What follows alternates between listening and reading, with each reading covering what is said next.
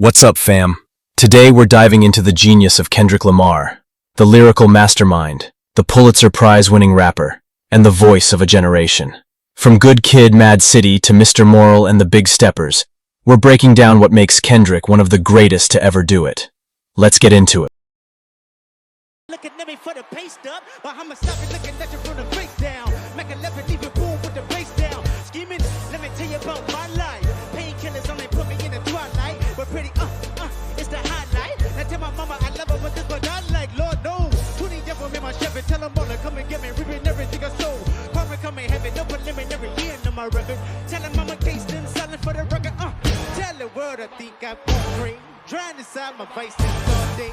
Won't you please believe when won't you please believe when when you know we've been hurt down before. When the pride was low, looking at the world like where do we go? And we ain't wanna kill a dead in the street for sure. The dark psychology of Kendrick Lamar. Kendrick Lamar is more than just a rapper. He's a storyteller, a cultural critic, a voice of a generation.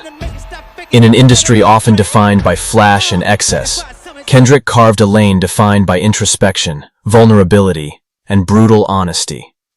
To understand the dark psychology of Kendrick Lamar, we must begin with the man behind the music, the environment that shaped him, and the complex themes that make his work resonate so deeply.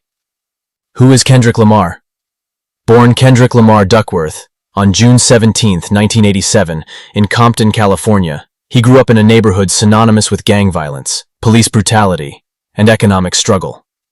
His parents had fled the violence of Chicago's South Side, hoping for a better future. But Compton came with its own set of dangers. Kendrick, soft-spoken and observant, spent his early years immersed in chaos and contradiction, surrounded by gangbangers, drug dealers, and drive-by shootings, but also nurtured by a mother who believed in something better for her son. This environment didn't break Kendrick. It shaped him. He watched, absorbed, and wrote. Inspired by the likes of Tupac Shakur and Dr. Dre, he started writing lyrics as a teenager. He saw hip-hop not just as an escape, but as a platform, a place where he could channel his pain, confusion, and hopes into something powerful. His rise and what makes him exceptional. Kendrick's early mixtapes, particularly Overly Dedicated, signaled the arrival of someone unique. But it was Section 80, his first studio album, that introduced the world to a new kind of rapper, intellectual, poetic, politically charged, and emotionally raw. He didn't rap about violence to glorify it. He explored the trauma it causes. He didn't boast about wealth. He questioned its cost. Then came Good Kid, Mad City, a cinematic album chronicling his coming of age in Compton. It wasn't just autobiographical, it was psychological. Kendrick didn't just rap about surviving the streets. He analyzed the mental toll of that survival. Every track was a chapter in a larger narrative of faith, temptation, guilt, and redemption. It became an instant classic, cementing Kendrick as one of the most important voices in hip-hop. What truly makes Kendrick exceptional is his ability to combine technical brilliance with conceptual depth. His lyrics are densely layered, often containing double or triple meanings. His flows shift the darkest sides of Kendrick, revealed in his work. Kendrick Lamar doesn't hide his darkness. He explores it, dissects it, and exposes it to the light. His work is filled with internal battles: faith versus temptation, pride versus humility, peace versus violence. His album, Damn, is essentially a psychological profile broken into thematic extremes: lust, fear, pride, love, God, humble. The darkest side of Kendrick isn't about actions, it's about thought. He questions his worth. He fears dying young. He doubts whether he's making a real difference. On You, he performs what might be one of the most painful songs in hip-hop history. A drunken, suicidal, self-loathing monologue that contrasts starkly with the anthem I, which preaches self-love. This duality is at the core of Kendrick's artistry. Another shadow Kendrick explores is the burden of legacy. On Mortal Man, he ends the album with a chilling conversation with Tupac's ghost, asking questions that have no easy answers. When shit hits the fan, is you still a fan? He asks. probing the loyalty of his audience and the weight of being idolized.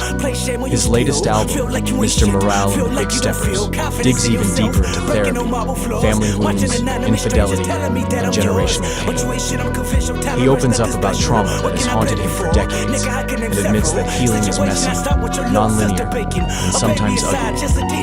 This raw honesty is part of what makes Kendrick so powerful and unsettling. Conclusion: the mind of a genius, the burden of awareness. Kendrick Lamar's psychology is layered, complex, and deeply human.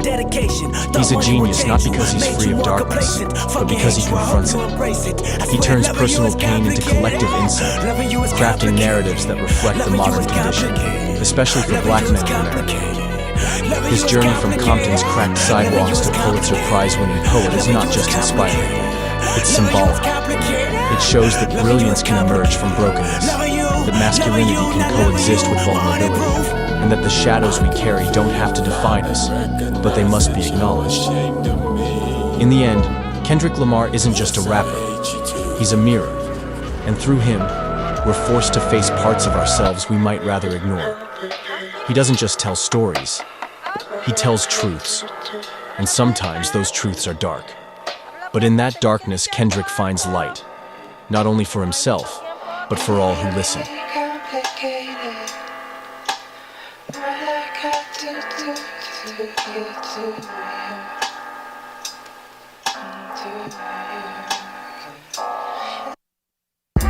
You the reason why mama and them leaving. No, you ain't shit. You say you love them, I know you don't mean it. I know you irresponsible, selfish, you deny you can't help it. Your trials and tribulations are burden. Everyone felt it, everyone heard it. Multiple shots, corners crying out, you was deserted. Where was your antennas again? Where was your presence? Where was your support that you pretend? You ain't no brother, you ain't no disciple, you ain't no friend. A friend never leave Compton for profit or leave his best friend, little brother. You promised you watch him before they shot him. Where was your antennas? On the road, bottles and bitches. You FaceTime the one time, that's unforgiving. You even FaceTime instead of a hospital visit. Guess you thought he'd recover well. Third surgery, they couldn't stop the bleeding for real. Then he died, God himself, and said you fucking failed. You ain't tried.